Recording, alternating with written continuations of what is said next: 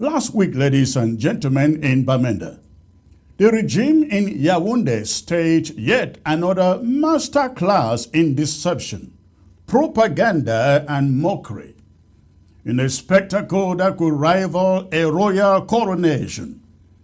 A representative of the Prime Minister drove into the city of Bamenda surrounded by sirens, fanfare, and hired cultural performers, not to inaugurate a new industrial zone, not to open a long-awaited teaching hospital or unveil a finished ring road, but to commission a simple gas filling station. Yes, a filling station, a depot for bottled cooking gas.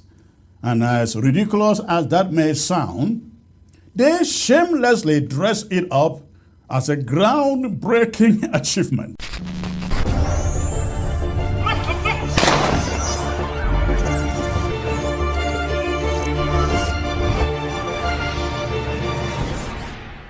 Traditional dancers beat their drums. Administrators pose for the cameras. And the mayor of Bamenda took center stage as you listen to him there with statements so detached from reality they bordered on outright delusion. The man stood in front of national television cameras with no trace of irony, declared that this gas filling station would create over 1,000 jobs. 1,000 jobs, he said, for the youth of Bamenda. Let that sink in. 1,000 jobs at a gas depot, a location where gas is simply deposited and sold, not produced, not manufactured, not processed. What exactly will 1,000 people be doing there? Holding hands and praying over each bottle of gas before it is sold? This is not a petrochemical refinery, for God's sake. It is, by all reasonable standards, a glorified storage point, a place with perhaps a handful of attendants, a few technicians, a manager, and of course, security. This is not economic transformation they want you to believe. It is political theater. It is insult in high definition, broadcast to a people they believe are either too blind to see or too oppressed to speak. But we see, and we will speak. What happened in Bamenda last week is not development. It is destruction. It is an attempt to bait a desperate people with crumbs in exchange for their silence and political participation in an illegitimate system or regime, the Yaoundé regime. This is a tired, recycled tactic of a regime that has nothing, zero left to offer. Every election cycle, they wheel out the same strategy. Drop a few caterpillars on broken roads, paint pedestrian crossings on impassable highways, commission the occasional borehole or structure, and then sing hymns of praise to the head of state. He has delivered. He has delivered. So they always say. Delivered what? That is the question. What has Biya delivered? The Bamenda Ring Road, promised for over 40 years, remains unfinished. The Bamenda Street expansion project lies abandoned, overtaken by weeds and neglect. Electricity remains erratic, and blackouts are a routine. Clean drinking water is a luxury for the people of Bamenda, and of course in all of Ambazonia, even sometimes extending to their country. Hospitals are under-equipped, understaffed, and overcrowded. And the youth continue to flee, not for adventure, but for survival. But instead of addressing these problems, the regime gives us a gas filling station with a ribbon cutting ceremony and expects you to clap. No, you will not. You will not clap because it is window dressing. Let the people not be deceived. This entire circus had one purpose and one purpose only: to pacify, distract, and manipulate the people of Bamenda ahead of their elections. It is part of a well-worn pattern.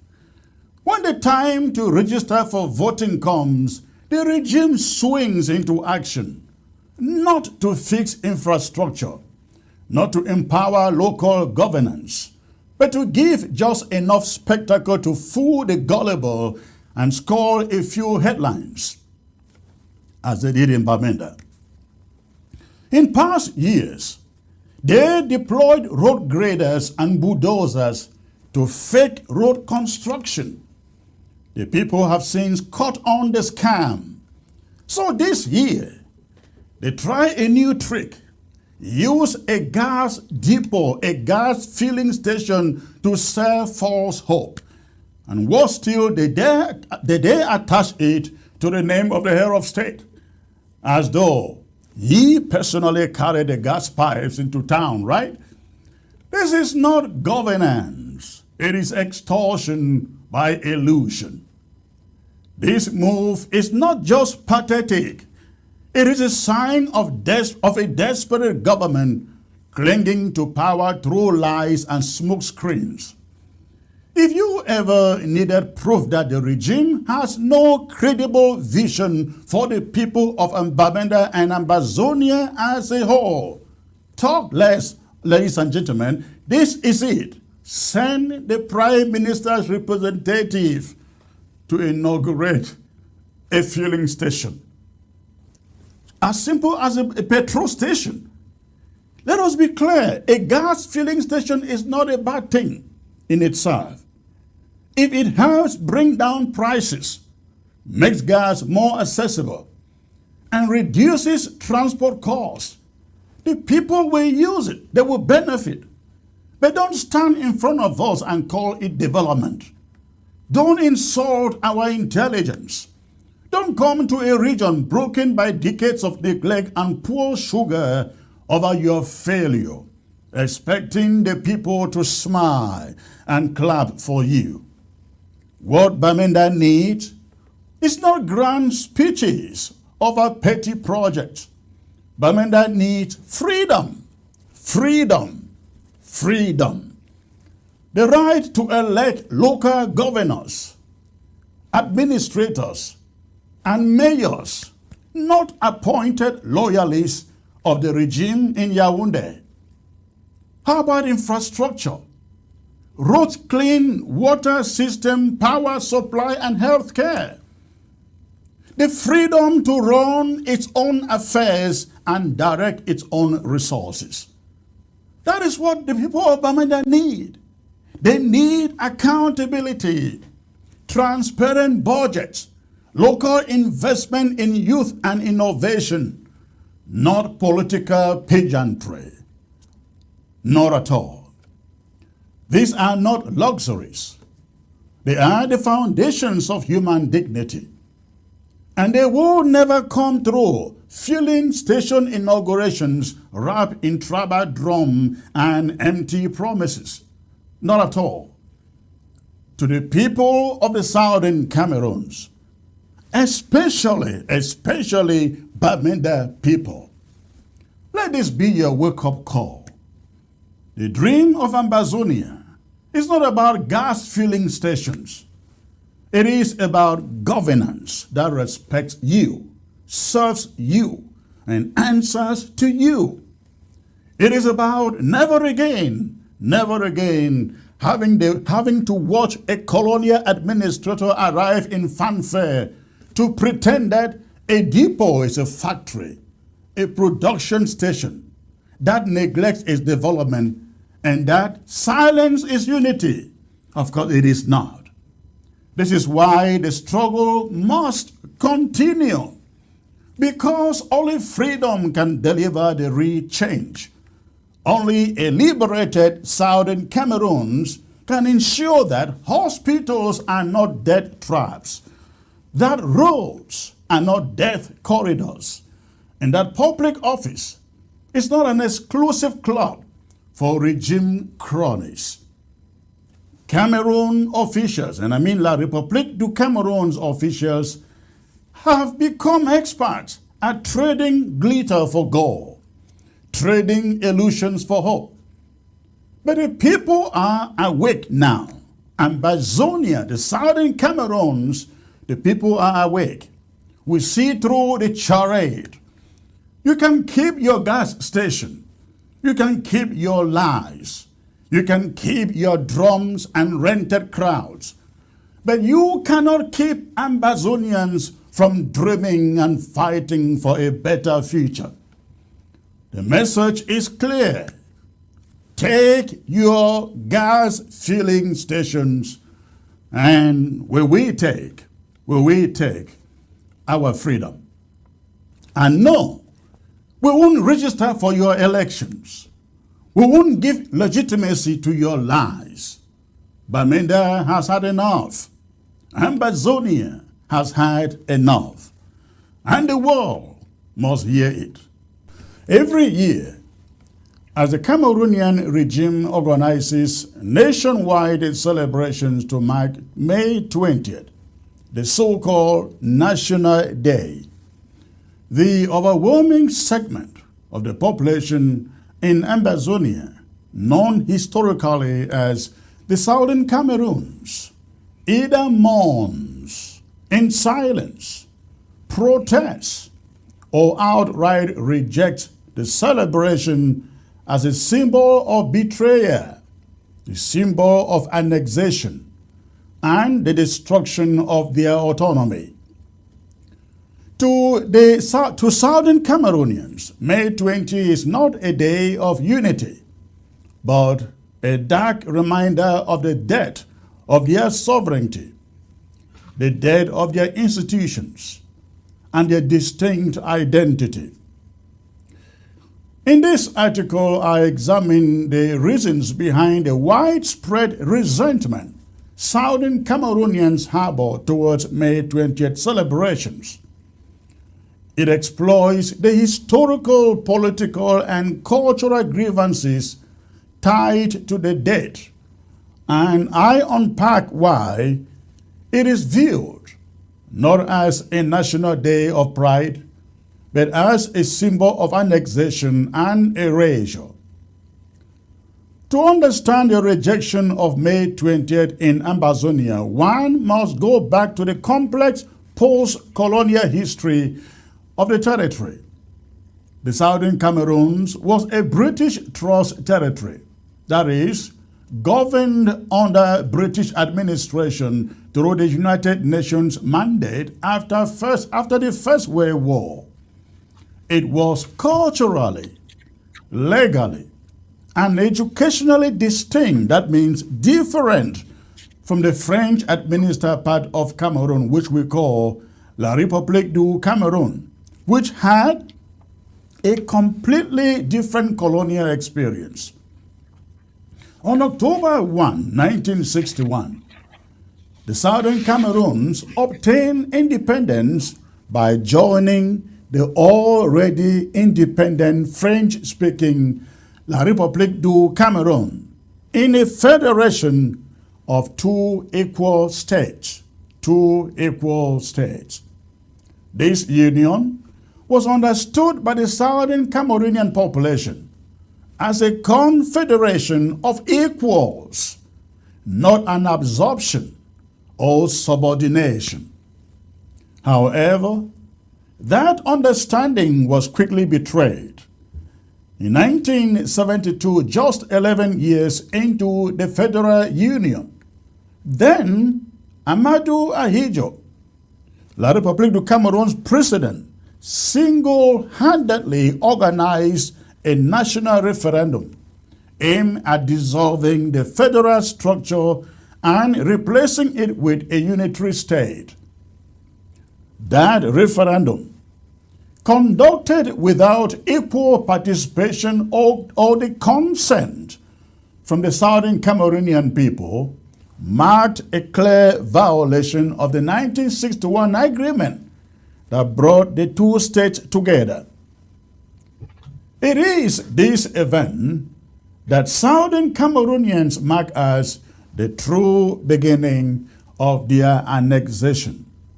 And it is celebrated by La République du Cameroon's government every May 20th. In fact, they celebrate it as their Independence Day.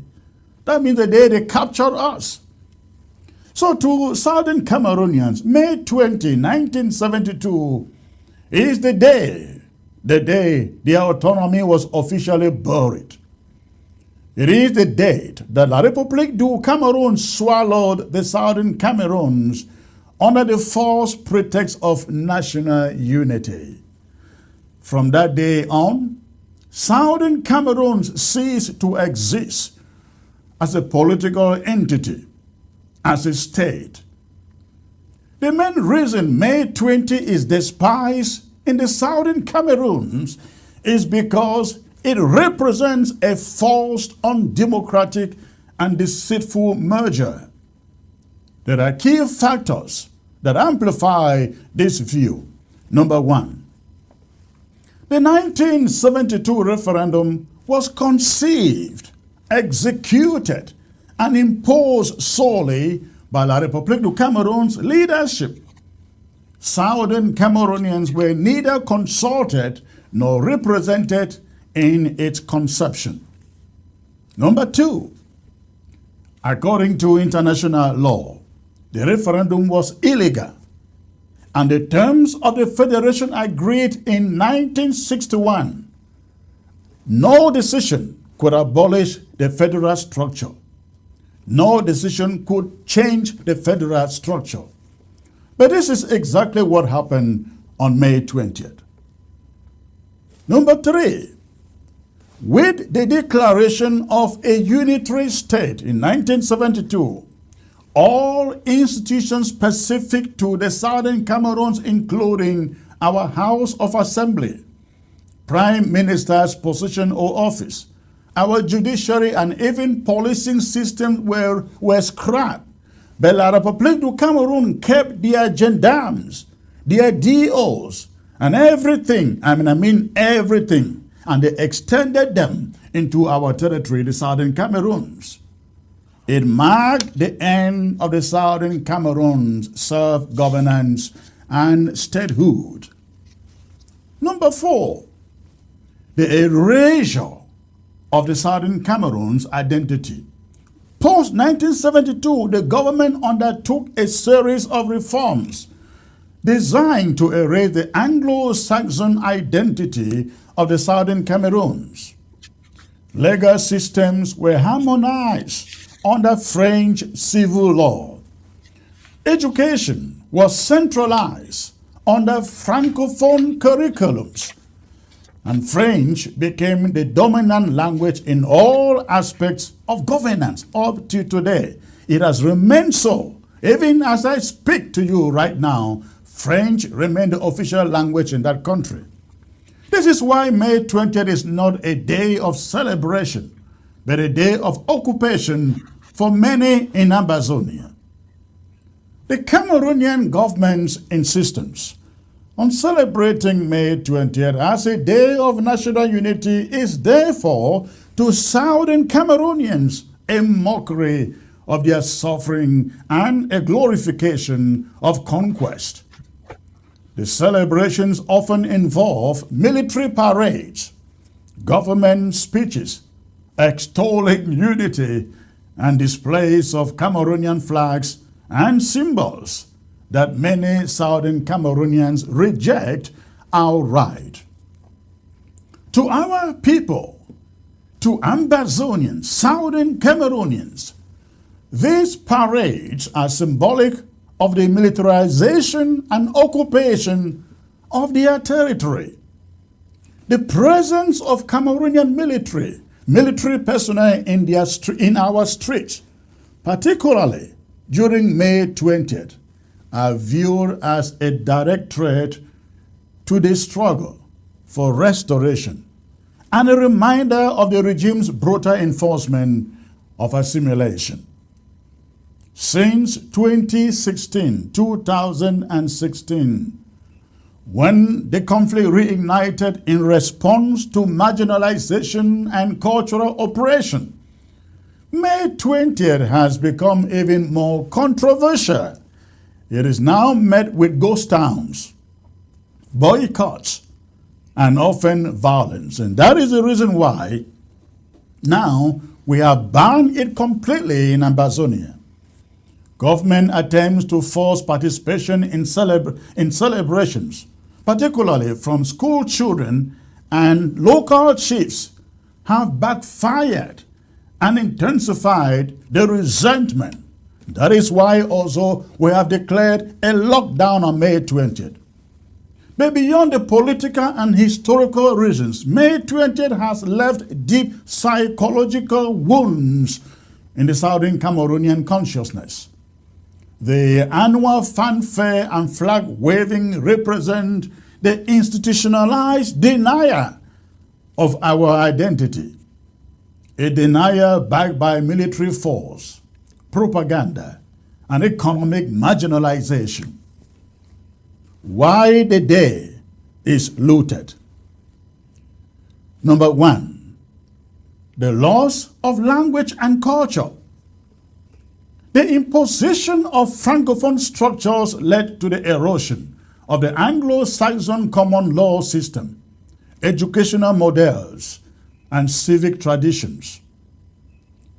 In public service, business, the military, and infrastructural development, the Southern Cameroonians have long complained about being treated as second-class citizens. And this began right after 1961, and amplified when everything was carried to Yaoundé in 1972 after the referendum. Since the crisis began in 2016, more than 30,000 Southern Cameroonians have been killed, villages have been burned, and thousands arrested and locked up in Douala, Yaoundé, Bafoussam, you can name the rest. To then watch some governments celebrate unity is a cruel irony. The Cameroonian state has consistently refused to acknowledge the history of the Southern Cameroons, portraying the current arrangement as a natural and harmonious unity that was always intended. This historical denial only deepens the alienation that gets us fighting today for independence. It is crucial to state that May 20th celebrations serves a political function for the Yaoundé's regime. It allows the regime in Yaoundé to project an image of control and cohesion, both domestically and internationally. It is a tool. 20th May is a tool for silencing dissent and reaffirming dominance over restive Ambazonia. Yes. Year after year, despite growing resistance, the government continues to spend enormous resources staging parades and forcing attendance, not because people genuinely celebrate the day, but because it reinforces the regime's narrative of an indivisible Cameroon. But Southern Cameroonians have rejected this narrative. They have rejected it and they walked away from it. For the majority of Southern Cameroonians, May 20th is not a national holiday, not a national day. It is a day of betrayal, invasion, and forced assimilation. It is a reminder of what has taken them, of what was taken from them, their land, their institutions, their freedom, and their heritage or identity. The hatred for May 20th is not rooted in ethnic bias or political mischief. No, it is anchored in historical fact, broken promises, and decades of suffering under an imposed union. Until the root causes, therefore, of the conflict are addressed and the historical injustice corrected, any attempt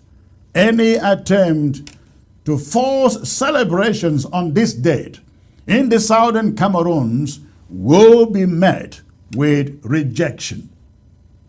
In the words of many activists, May 20th must be desecrated, not celebrated. For genuine peace and unity to return, the regime in Yaoundé must first reckon with the truth of its past, starting with acknowledging that May 20th was never about unity, it was about conquest.